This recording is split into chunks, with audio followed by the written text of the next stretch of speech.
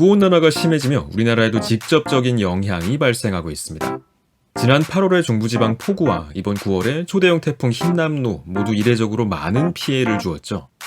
이때 소셜미디어를 중심으로 언론이 지나치게 서울 중심의 재해 보도를 하고 있지는 않은가 하는 의문이 제기되었는데요. 이번 영상에서는 8월 중부지방 폭우 보도를 중심으로 9월 태풍 보도를 함께 분석해서 언론의 지역 대표성 이슈를 다뤄보고자 합니다. 일반적으로 언론의 서울 중심성을 판단하는 것은 쉽지 않습니다. 가령 서울 소재 아파트의 가격 폭등을 다룬 기사가 많이 작성되었다고 해서 이를 서울 중심적이라고 비판하기는 어렵습니다. 실제로 급등 이슈가 수도권에서 심각하기에 이는 선택적 보도 편향의 문제라기보다는 이슈 자체가 서울에서 비롯되어 나타난 자연스러운 결과라고 봐야겠죠. 즉, 객관적인 현실 대비 언론이 특정한 지역을 얼마나 과잉 대표하는지를 파악하는 건 꽤 까다로운 문제입니다. 그러나 재해 보도의 경우 실제 피해 규모를 알 수 있기에 보도 편향성을 측정하기 용이한 편입니다.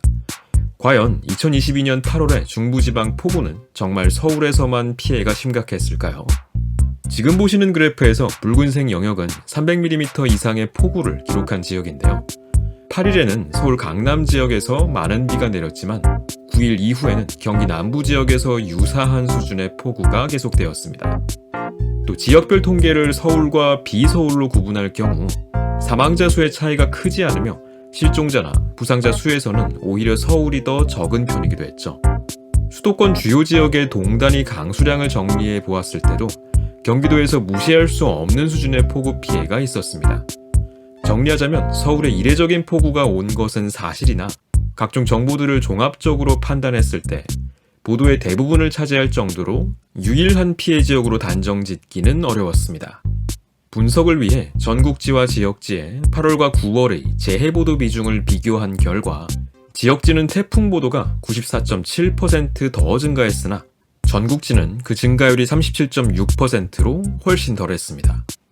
이에 대해 지역지 중 절반이 남부지방에 위치했기에 실제로 태풍 피해를 더 크게 겪어서 관련 보도를 많이 한 것이지 전국지가 지역 대표성이 부족하다고 보기는 어렵다고 반론을 제기할 수도 있을 겁니다. 다만 8월의 폭우 관련 보도 건수의 비율을 일자별로 비교해보면 전국지에서는 서울에 폭우가 집중된 8월 9일에 가장 많은 기사를 작성했고 그 후 경기권으로 폭우가 이동한 다음에는 보도량이 급격히 감소한 반면 지역지에서는 폭우 경보가 시작된 8월 8일 이후로 완만하게 관련 보도가 증가한 패턴을 발견할 수 있었습니다. 마찬가지로 9월의 태풍 보도에서도 전국지는 태풍이 상륙한 9월 6일까지 집중 보도하고 이후 보도 비율이 빠르게 감소했지만 지역지에서는 그 이후에도 태풍 보도가 상대적으로 완만하게 줄었습니다. 물론 전국에서 발생하는 이슈들 전체를 다양하게 다뤄야 하는 전국지의 특성상 해당 언론사들이 기본적으로 모든 이슈 보도를 단기간에만 집중할 가능성도 있습니다. 그렇기에 가장 적절한 분석 방법은 폭우 기사 내에서 전국지와 지역지가 다룬 지역의 비율들을 직접 비교해보는 겁니다.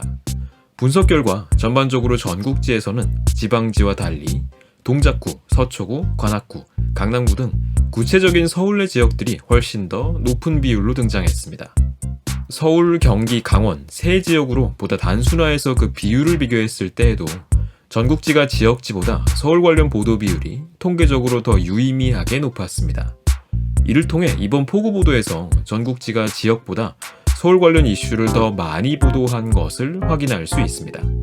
언론의 제한된 인력과 자원을 고려할 때 모든 지역의 이슈를 균등하게 다루는 데에는 분명 한계가 있습니다. 하지만 지역민들의 안전과 재산권 등 기본권 보호를 위해 지역의 중요한 이슈들이 소외되지 않도록 보다 균형 있는 보도를 지향해야 할 것입니다.